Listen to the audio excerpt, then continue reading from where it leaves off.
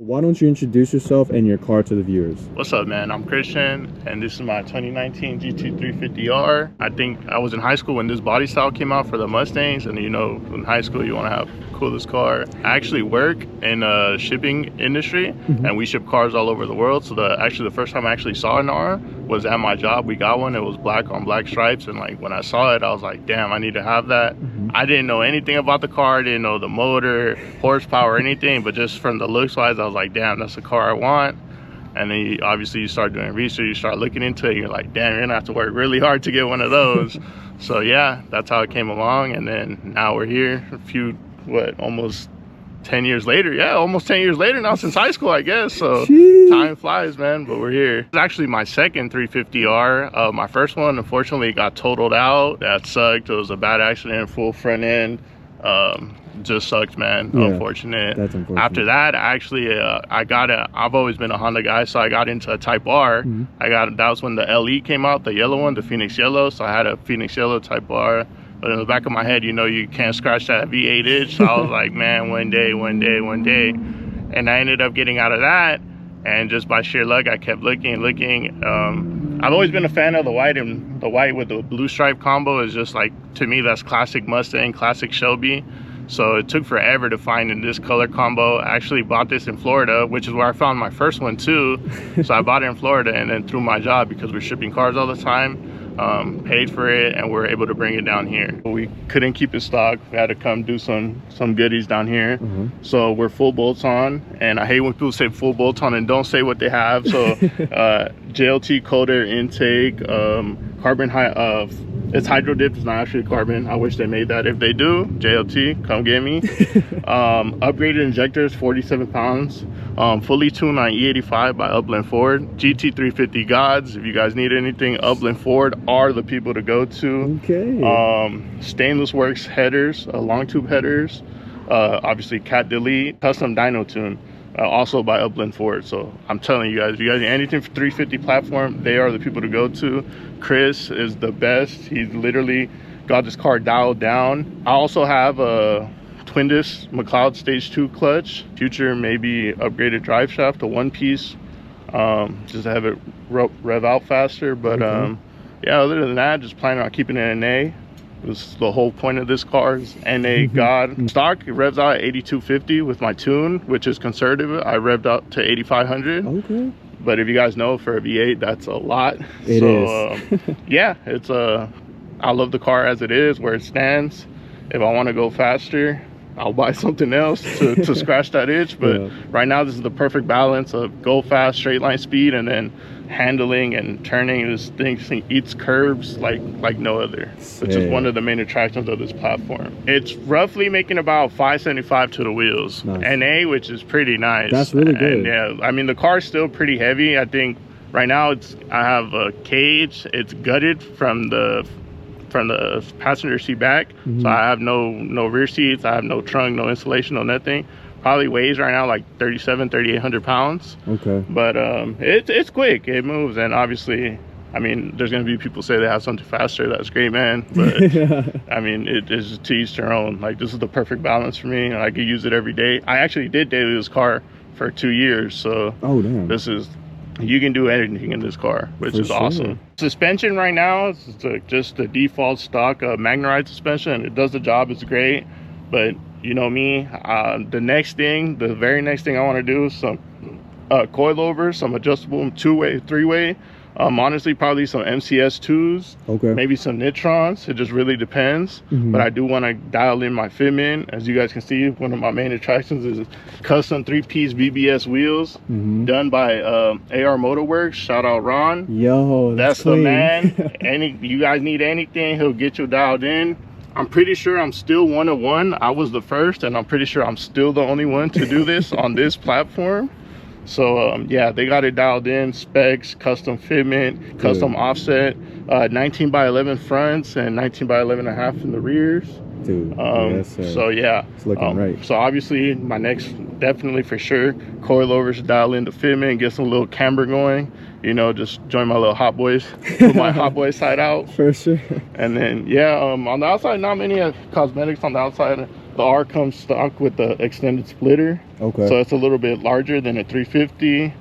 It's a little GT500 side skirts, nothing crazy. Okay. On the inside, I have done a few goodies. You want to check it out? Yes, sir. You know, we had to go with the quick release setup. Got the Vertex wheel. Jeez. This is a custom hub.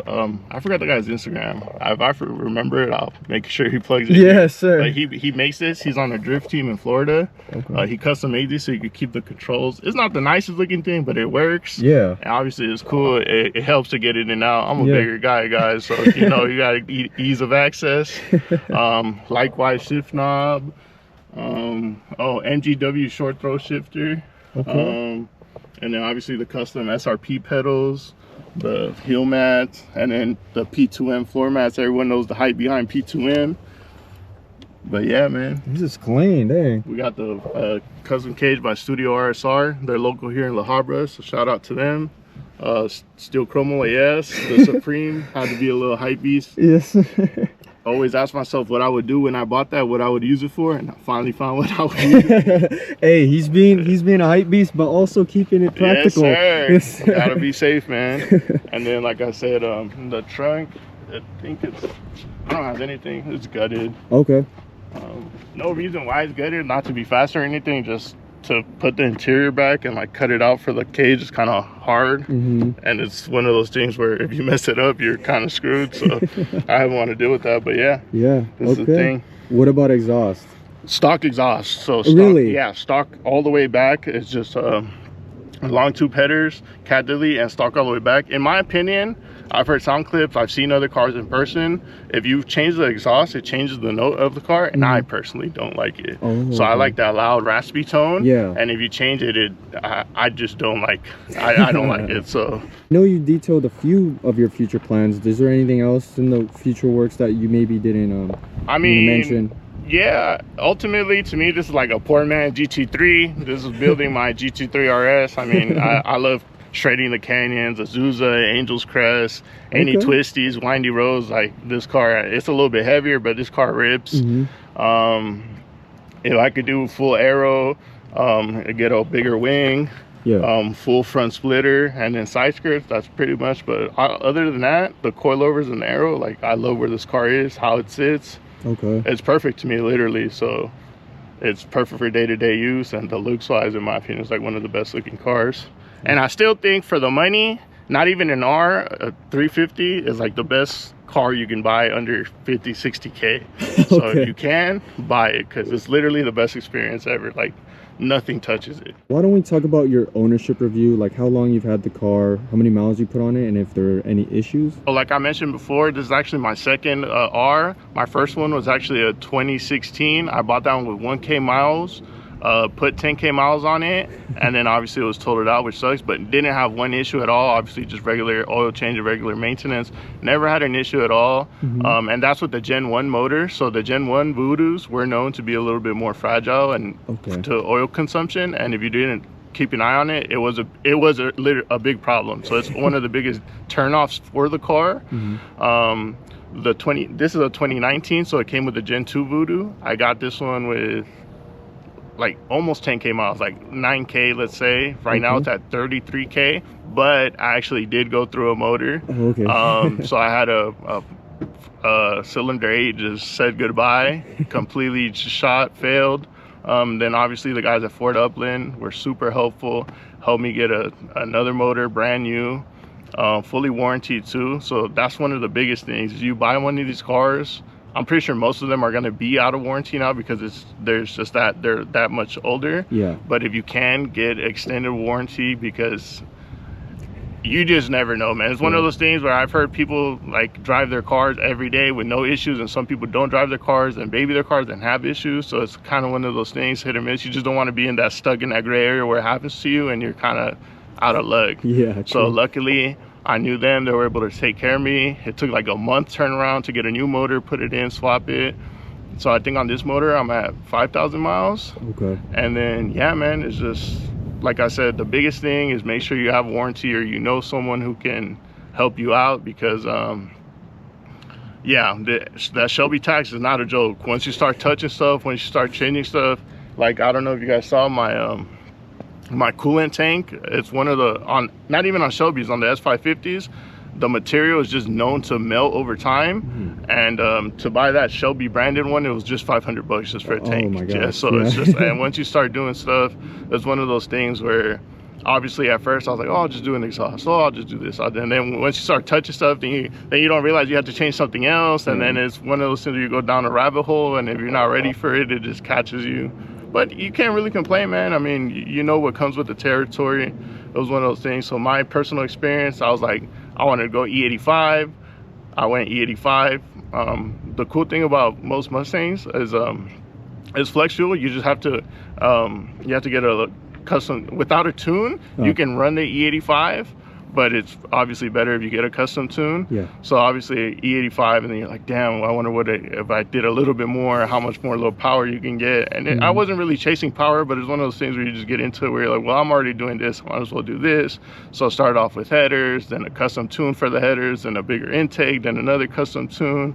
And then you just start touching everything, and then once you make a little bit more power, the clutch gives out, then you gotta upgrade the clutch. So it's just, but man, it's been fun, honestly. You can't really complain. I met so many cool people through this because of the platform. Yeah. And not just because of the platform, because of cars. Like, so many cool people that have been super helpful and like shared so many stories. Like, yeah, so it's awesome, man. And I would definitely, like I said, in my opinion, not even an R, a 350, because there's no real difference between an R and a 350 besides the R, you just get the bigger splitter up front. You get the carbon fiber rear wing, and then you get the carbon fiber wheels, which I do have, but they're just at home. Yeah. And so that's the only difference. Motor, drivetrain, everything is the same. So I would really, really recommend it. Like I said, 60, 50K, I genuinely don't think you get anything better. maybe you get a C6 Z06, that's the only thing, but you know, the NA, you can't beat NA V8. So I did film a GT350R before, but it was fully stock. So this is gonna be a different experience. As you can tell, I'm strapped in, you know. Strapped in, yes. What time it is. Yeah, we're about to hoon.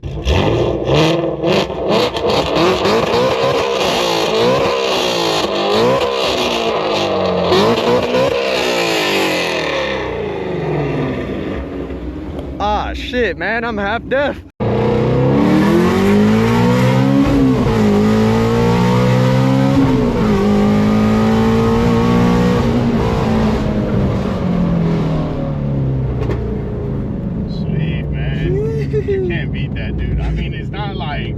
Crazy fast, but it puts you in your seat, dude. That's all you can ask for. Yeah. And at no point do you feel like it's getting away from you or it's like too much. Exactly. Like, and the whole point feels smooth. A little spinning first, but I mean, these cars aren't known for making crazy torque. Even right now on full bolt-on, I'm maybe 450, 460 torque, which is, I mean, nowadays everyone's like, oh, that's nothing, and the 500 horsepower is nothing, but that's a good amount.